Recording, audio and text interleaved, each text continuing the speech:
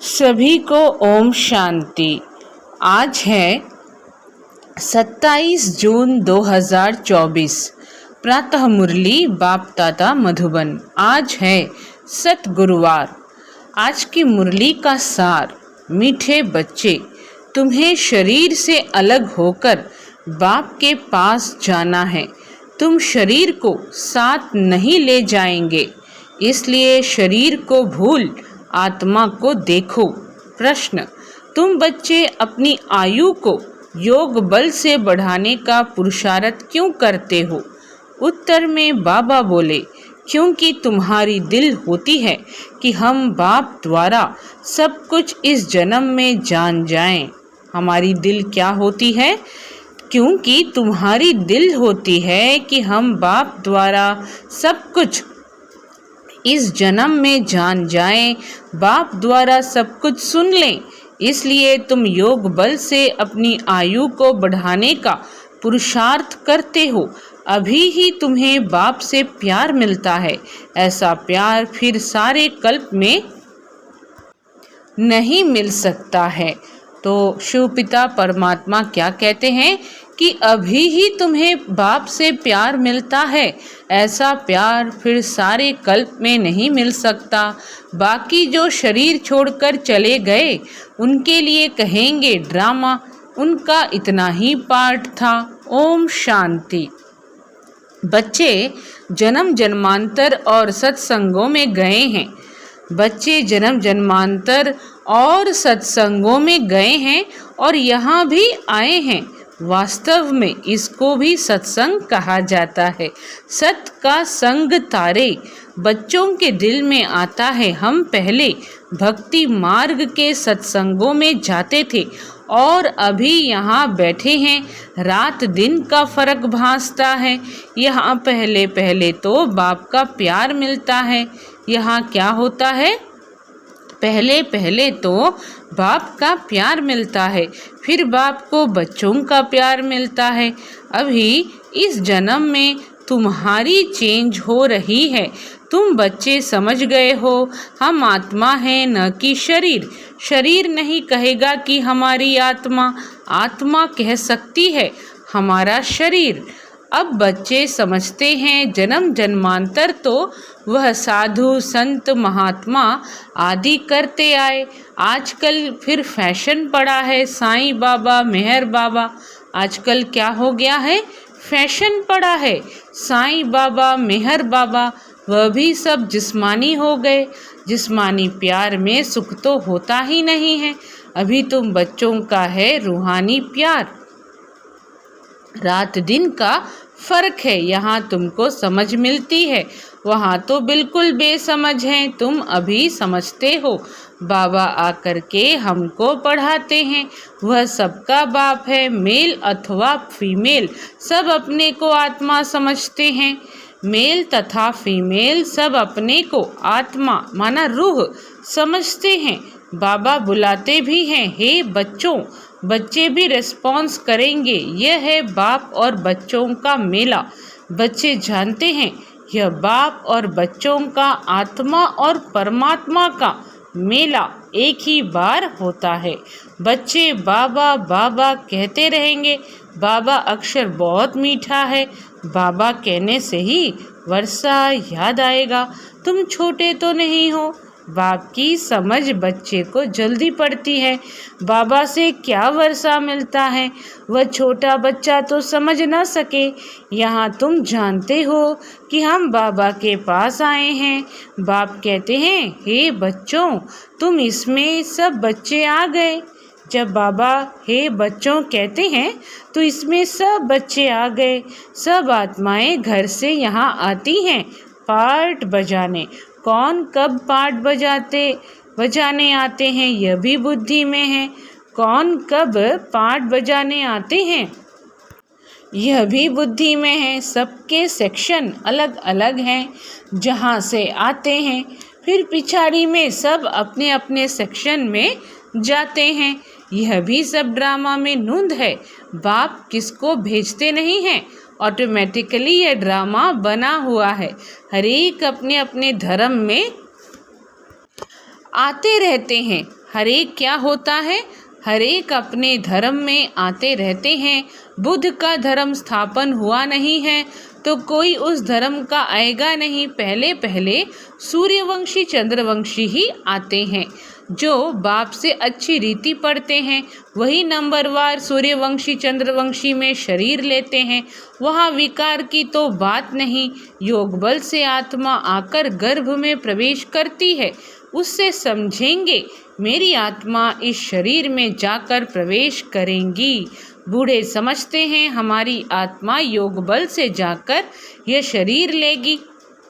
मेरी आत्मा अब पुनर्जन्म लेती है। वह बाप भी समझते हैं हमारे पास बच्चा आया है, बच्चे की आत्मा आ रही है जिसका साक्षात्कार होता है। वह अपने लिए समझते हैं हम जाकर दूसरे शरीर में प्रवेश करते हैं। वह अपने लिए समझते हैं हम जाकर दूसरे शरीर में प्रवेश करते हैं। यह भी विचार उठते हैं ना, ज़रूर वहाँ का कायदा होगा। बच्चा किस आयु में आएगा? वहाँ तो सब रेगुलर चलता है ना। वह तो आगे चल महसूस होगा। यह सब बातें आगे जाकर महसूस होगा, सब मालूम पड़ेगा। ऐसे तो नहीं 15-20 वर्ष में कोई बच्चा होगा जैसे यहाँ होता है। नहीं, वहाँ आयु 150 वर्ष की होती है। जो तो बच्चा तब आएगा जब आधा लाइफ से थोड़ा आगे होंगे। तो बाबा हम सब बच्चों को वहाँ की रीति, वहाँ की जो मर्यादाएं हैं, कायदा है, कब क्या होना है, यह सब बातें हमें अच्छी रीति परमात्मा बैठ समझा रहे हैं। बाबा वहाँ की रीतियों को बता रहे हैं कि बच्चा किस आयु में आएगा। वहाँ तो सब रेगुलर चलता है ना। वह तो आगे चल महसूस होगा, सब मालूम पड़ेगा। ऐसे तो नहीं 15-20 वर्ष में कोई बच्चा होगा जैसे यहाँ होता है। नहीं, वहाँ आयु 150 वर्ष की होती है। तो बच्चा तब आएगा जब आधा लाइफ से थोड़ा आगे होंगे। उस समय बच्चा आता है क्योंकि वहाँ आयु बड़ी होती है। एक ही तो बच्चा आना होता है, फिर बच्ची भी आनी है। कायदा होगा, पहले बच्चे की फिर बच्ची की आत्मा आती है। विवेक कहता है पहले बच्चा आना चाहिए, पहले मेल पीछे फीमेल। 8-10 वर्ष देरी से आएंगे।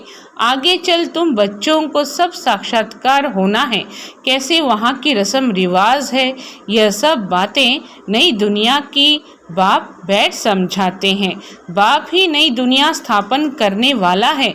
रस्म रिवाज भी ज़रूर सुनाते जाएंगे, आगे चल बहुत सुनाएंगे और तब साक्षात्कार होते रहेंगे। बच्चे कैसे पैदा होंगे, कोई नई बात नहीं। तुम तो ऐसी जगह जाते हो जहाँ कल्प कल्प जाना ही पड़ता है। वैकुंठ तो अब नज़दीक आ गया है। अब तो बिल्कुल नज़दीक ही आकर पहुँचे हो। अब क्या हुआ है? अब तो बिल्कुल नज़दीक ही आकर पहुँचे हो। हर एक बात तुमको नज़दीक देखने आएगी। जितना तुम ज्ञान योग में मजबूत होते जाएंगे, अनेक बार तुमने पाठ बजाया है, अभी तुमको समझ मिलती है। जो ही तुम साथ ले जाएंगे, वहाँ की क्या रस्म रिवाज होगी, सब जान जाएंगे। शुरू में तुमको सब साक्षात्कार हुए थे। उस समय तो अजुन तुम अल्फ बे पढ़ते थे। फिर लास्ट में भी जरूर तुमको साक्षात्कार होने चाहिए। सो बाप बैठ सुनाते हैं, वह सब देखने की चाहना तुमको यहाँ होगी। समझेंगे कहाँ शरीर न छूट जाए, सब कुछ देख कर जाए। इसमें आयु बढ़ाने के लिए चाहिए योग बल। जो बाप से सब कुछ सुने, सब कुछ देखें। जो पहले से गए उनका चिंतन नहीं करना चाहिए। वह तो ड्रामा का पार्ट है, तकदीर में नहीं था। ज़्यादा बाप से लव लेना, क्योंकि जितना जितना तुम सर्विसेबल बनते हो तो बाप को बहुत बहुत प्यारे लगते हो। जितना सर्विस करते हो, जितना बाप को याद करते हो, वह याद जमती रहेगी। तुमको बहुत मज़ा आएगा। अभी तुम जानते हो कि ईश्वरीय हम संतान हैं और बनते भी हैं ईश्वरीय संतान। तो परमात्मा कहते हैं अभी तुम बनते हो ईश्वरीय संतान। बाप कहते हैं तुम आत्माएं हमारे पास थी ना, भक्ति मार्ग में मुक्ति के लिए बहुत परिश्रम करते हैं। जीवन मुक्ति को तो जानते नहीं। यह बहुत लवली ज्ञान है, बहुत लव रहता है। बाप बाप भी है, टीचर भी है, सतगुरु भी है, सच्चा सच्चा सुप्रीम बाबा है जो हमको 21 जन्मों के लिए सुखधाम में ले जाते हैं। आत्मा ही दुखी होती है, दुख सुख आत्मा ही महसूस करती है। कहा भी जाता है पाप आत्मा पुण्य आत्मा। अभी बाप आए हैं हमको सभी दुखों से छुड़ाने। अभी तुम बच्चों को बेहद में जाना है, सब सुखी हो जाएंगे, सारी दुनिया ही सुखी हो जाएगी। ड्रामा में पार्ट है, उनको भी तुम समझ गए हो, तुम कितना खुशी में रहते हो। बाबा आया है हमको स्वर्ग में ले चलने लिए, हम सब आत्माओं को स्वर्ग में ले जाएंगे। बाप धैर्य देते हैं, मीठे मीठे बच्चों मैं तुमको सब दुखों से दूर करने आया हूँ। तो ऐसे बाप से कितना प्यार होना चाहिए। सभी संबंधों ने तुमको दुख दिया है, यह है ही दुखदाई संतान। तुम दुखी होते दुख की ही बातें सुनते आए हो। अब बाप सब बातें समझा रहे हैं, अनेक बार समझाया है और चक्रवर्ती राजा बनाया है। तो जो बाप हमको ऐसा स्वर्ग का मालिक बनाते हैं, तो बाबा क्या कहते, तो जो बाप हमको ऐसा स्वर्ग का मालिक बनाते हैं उन पर कितना प्यार होना चाहिए। एक बाप को ही तुम याद करते हो, सिवाय बाप के और कोई से संबंध नहीं। आत्मा को ही समझाया जाता है। क्या समझाया जाता है, हम सुप्रीम बाप के बच्चे हैं। अब जैसे हमको रास्ता मिला है, फिर औरों को भी सुख का रास्ता बताना है। तुमको सिर्फ आधा कल्प के लिए ही नहीं, पौना कल्प के लिए सुख मिलता है। तुम पर भी कई कुर्बान जाते हैं। क्या कहा बाबा ने, तुमको सिर्फ आधा कल्प के लिए ही नहीं, पौना कल्प के लिए सुख मिलता है। तुम पर भी कई कुर्बान जाते हैं, क्योंकि तुम बाप का संदेश बताकर सब दुख दूर कर देते हो। तुम समझते हो इन्हें भी, यानी ब्रह्मा को भी यह नॉलेज सुप्रीम बाप से मिलती है। यह फिर हमको पैगाम देते हैं, हम फिर औरों को पैगाम देंगे।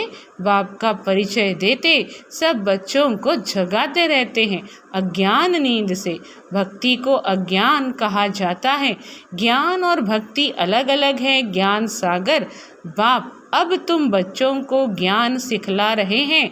तुम्हारे दिल में आता है बाबा हर 5000 वर्ष बाद आकर हमें जगाते हैं।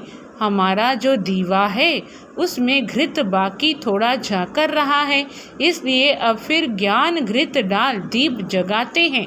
कैसे जगाते हैं, ज्ञान रूपी घृत डाल दीप जगाते हैं। जब बाप को याद करते हैं तो आत्मा रूपी दीप प्रज्वलित होता है। आत्मा में जो कट चढ़ी हुई है वह उतरेगी बाप की याद से। इसमें ही माया की लड़ाई चलती है।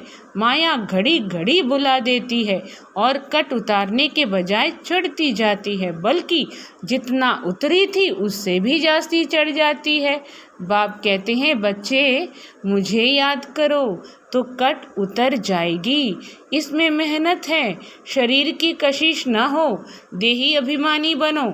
हम आत्मा हैं, बाबा के पास शरीर सहित तो जा नहीं सकेंगे, शरीर से अलग होकर ही जाना है। आत्मा को देखने से कट उतरेगी, शरीर को देखने से कट चढ़ती है।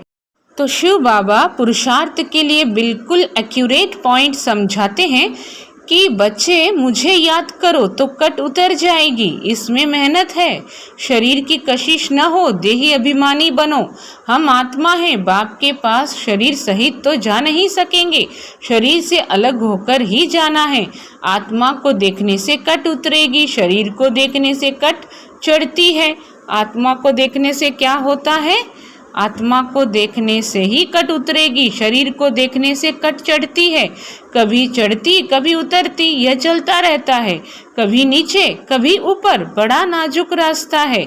यह होते होते पिछाड़ी में कर्मातीत अवस्था को पाते हैं। मुख्य हर बात में आँखों ही धोखा देती हैं, मुख्य हर बात में आँखें ही धोखा देती हैं। इसलिए शरीर को न देखो।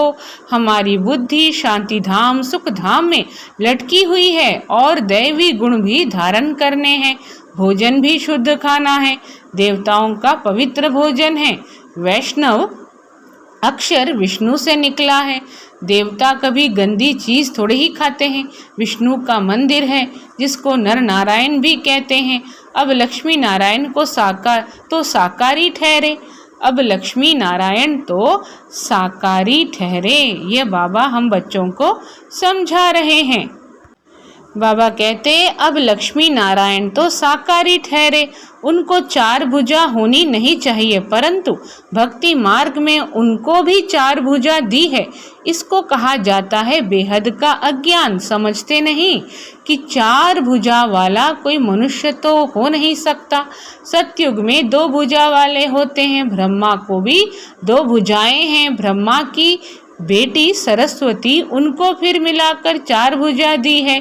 अब सरस्वती कोई ब्रह्मा की स्त्री नहीं है, यह तो प्रजापिता ब्रह्मा की बेटी है। जितने बच्चे अडॉप्ट होते जाते हैं उतनी इनकी भुजाएं बढ़ती जाती हैं। ब्रह्मा की ही 108 भुजाएं कहते हैं, विष्णु व शंकर की नहीं कहेंगे। ब्रह्मा की भुजाएं बहुत हैं।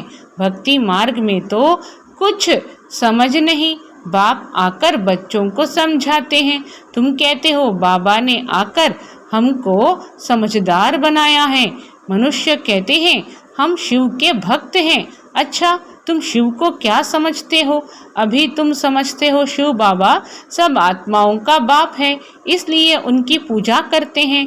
मुख्य बात बाप कहते हैं माम एकम याद करो।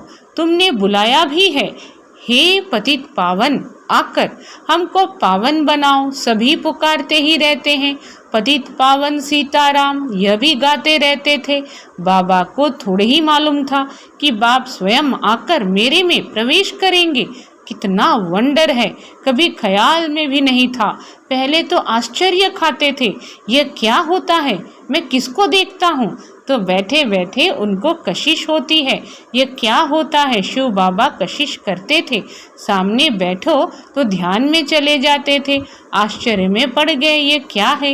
इन बातों को समझने के लिए फिर एकांत चाहिए। तब वैराग्य आने लगा, कहाँ जाऊँ? अच्छा, बनारस जाता हूँ। वह उनकी कशिश थी। जो इसको भी कराते थे, इतनी बड़ी कारोबार सब छोड़कर गया। उन बिचारों को क्या पता कि बनारस में क्यों जाते हैं। फिर वहाँ बगीचे में जाकर ठहरा। वहाँ पेंसिल हाथ में उठाकर दीवारों पर चक्र बैठ निकालता था।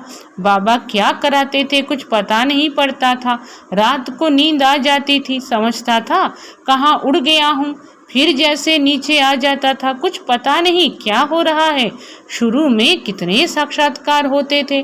बच्चियाँ बैठे बैठे ध्यान में चली जाती थी। तुमने बहुत कुछ देखा है। तुम कहेंगे जो हमने देखा सो तुमने नहीं देखा। फिर पिछाड़ी में भी बाबा बहुत साक्षात्कार कराएंगे, क्योंकि नज़दीक होते जाएंगे।